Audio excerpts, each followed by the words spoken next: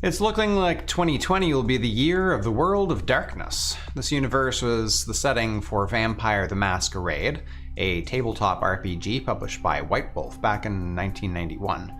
The game has continued to be supported and updated, and in 2018 reached its 5th edition. I personally became aware of the World of Darkness universe with the 2004 release of the action role-playing video game Vampire the Masquerade Bloodlines. Developed by Troika Games and published by Activision, the game was plagued with bugs and released the same day as Half-Life 2.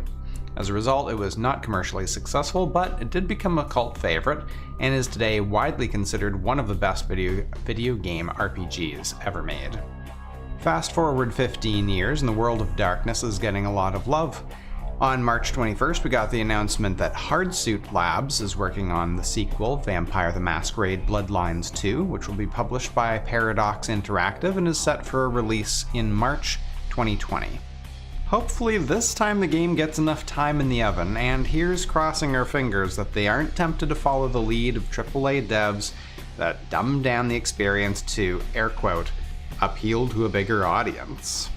But that's not all. Werewolf the Apocalypse was a follow-up tabletop RPG also set in the World of Darkness universe and released back in 1992.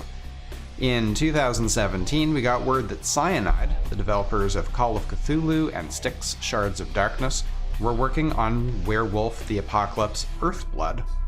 Published by Big Ben, we should be getting a trailer of this new action RPG video game at E3 this year, and the game is also set for release in 2020.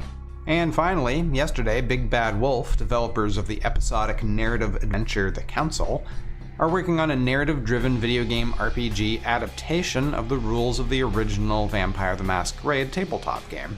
As yet, it doesn't have a name, but more will be revealed at Gamescom this August. Big Bad Wolf has some big ambitions for the game, stating that they aim to define the narrative RPG genre.